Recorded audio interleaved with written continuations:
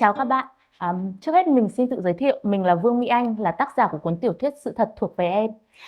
Thì điều đầu tiên mình muốn nói đến các bạn ấy, đó là mình thì không phải là một người có chuyên môn trong cái lĩnh vực văn học, mà chuyên môn chính của mình là thuộc ngành tài chính ngân hàng, mà mình là quản lý tín dụng. Tuy nhiên là trong suốt cái quá trình công tác ấy, thì cái niềm đam mê đối với nghệ thuật nói chung và văn học nói riêng của mình thì chưa bao giờ là kết thúc cả. Và đến thời điểm này thì mình vừa mới phát hành cuốn tiểu thuyết đầu tay, đó là Sự thật thuộc về em. Thực ra có hai lý do để mình quyết định là viết tiểu thuyết và xuất bản. Lý do thứ nhất ý, đấy là trong rất nhiều đêm mà mình tìm những cái bộ phim để xem á, nhưng mà mình không tìm được một phim nào cả. Và những cái ngày mà mình đến hiệu sách ấy, giữa rất nhiều các cái tiểu thuyết đấy thì mình gần như là mình không chọn được một cái tiểu thuyết nào mà khiến cho mình cảm thấy hài lòng. Tức là rất nhiều tác phẩm mà mình đọc, có những tác phẩm thì xây dựng tình tiết rất là hay, nhưng mà cái kết ấy làm cho mình cảm thấy rất là tiếc nuối. Nó chỉ có lại những cái điều gọi là bi kịch, là nỗi đau. Và do vậy mình muốn xây dựng một cái thế giới của riêng mình. Đấy là lý do thứ nhất. Còn một lý do nữa mà mình nghĩ là cái này nó sâu xa hơn, đấy là từ nhỏ ấy, thì mình đã rất là yêu thích nghệ thuật nói chung, bao gồm là điện ảnh, là văn học. Và mình nghĩ rằng ấy, đến một cái thời điểm nào đấy khi mà chúng ta say mê một cái gì đó thì không thể nào chỉ dừng lại ở việc là một khán giả đứng bên ngoài nữa, mà mình phải có cái trách nhiệm để đóng góp thêm vào cái dòng chảy của nghệ thuật đó nữa. Đấy là lý do mà mình quyết định là viết một cái cuốn tiểu thuyết của riêng mình và xây dựng một cái thế giới giả tưởng của chính mình.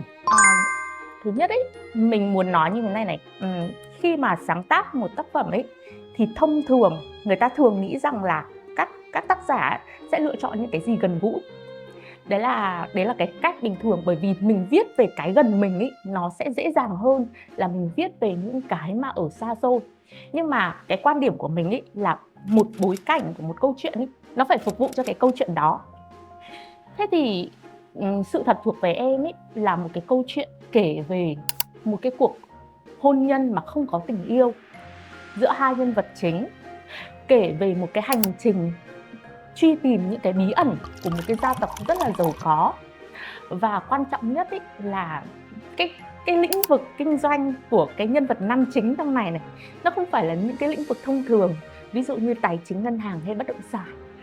mà nó lại là liên quan đến trí tuệ nhân tạo. Chính vì vậy ý, cho nên là cái bối cảnh nên là một bối cảnh ở châu Âu hoặc Mỹ thì nó sẽ hợp lý hơn cho cái sự phát triển của câu chuyện đấy. Hơn nữa, cái tình yêu của hai nhân vật này, nếu mà mọi người đã đọc rồi thì mọi người sẽ thấy là nó đầy cái sự đam mê và nó đầy cái nhiệt tình ấy, nó giống đúng cái chất của Tây Ban Nha vậy. Giống như những cái điệu flamenco rực lửa ấy, giống như là những cái bài hát Tây Ban Nha mà mọi người đã nghe rồi ấy. Thì mình tin rằng cái bối cảnh Tây Ban Nha nó là bối cảnh hợp lý nhất cho câu chuyện này.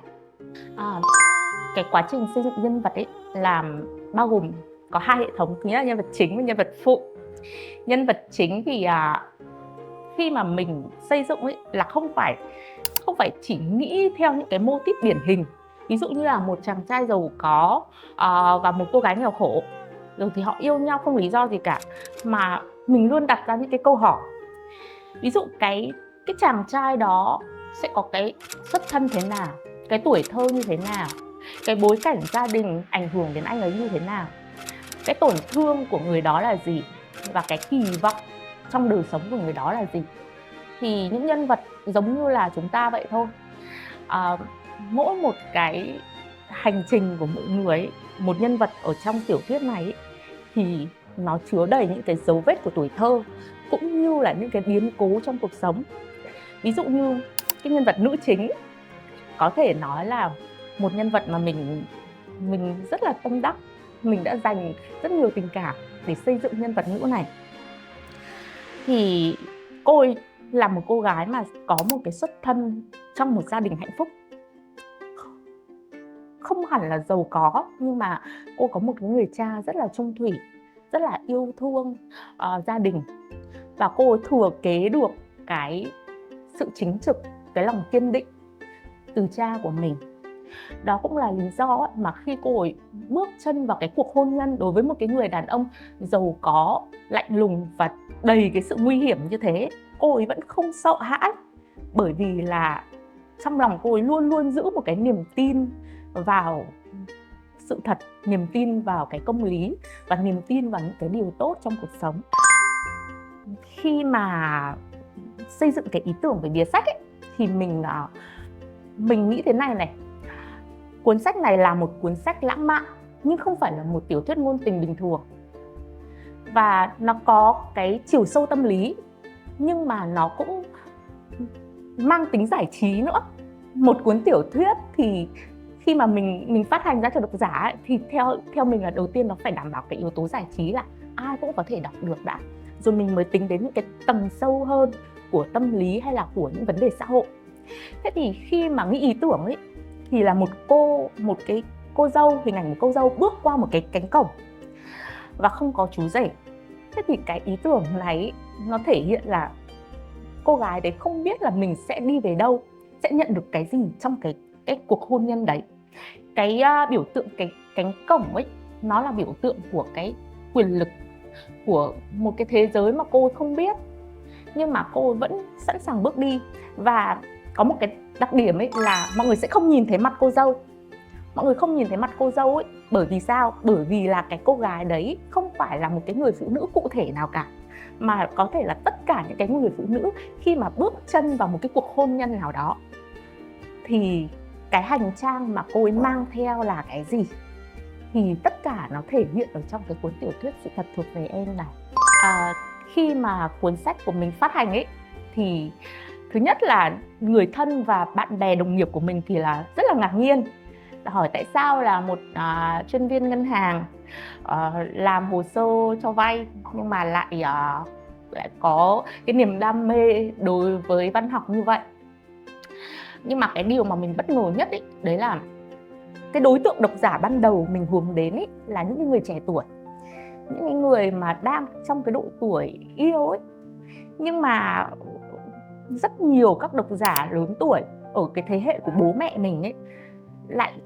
dành nhiều cái lời khen ngợi cho cuốn sách này, bởi vì cái cách kể chuyện ấy, nó rất là mới và nó còn đọng lại những cái bài học về danh dự, về cái lòng trung thủy và về những cái niềm tin và những cái giá trị tốt đẹp, mà cái điều đấy sẽ đúng cho tất cả các thế hệ. Nên là mình cũng không ngờ là cuốn sách có thể nhận được những cái phản hồi tích cực như thế ngay trong cái lần xuất bản đầu tiên. Một trong những cái điều mà mình ấn tượng nhất trong cái quá trình xuất bản ấy, đó là cái quá trình biên tập. Tức là có một cái chi tiết về logic thời gian, về độ tuổi của các nhân vật ấy, mà khi mà mình viết ấy, thì mình đã lên một cái timeline rất là chi tiết rồi. Thế nhưng mà trong cái quá trình viết thì nó vẫn có những cái chỗ nó bị lệch. Nhưng mà bạn biên tập viên, bạn ấy cực kỳ tinh tế và bạn ấy xem rất là kỹ để bạn ấy phát hiện ra những cái lỗi logic về thời gian như thế, và mình rất đánh giá cao cái điều đấy. Nói về Sự Thật Thuộc Về Em ấy, thì điều đầu tiên mình muốn nhấn mạnh ở đây là đây là cuốn sách dành cho các độc giả ở nhiều lứa tuổi. Không kể bạn là nam hay nữ, bạn nhiều tuổi hay là trẻ tuổi, bạn đã yêu, bạn đang yêu hay bạn chưa yêu ai bao giờ,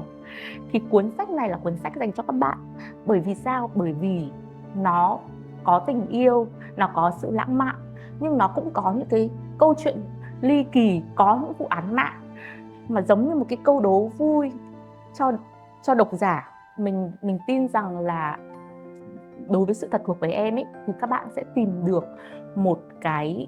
câu chuyện mà có thể là thấy được một phần nào đấy của mình ở trong các nhân vật,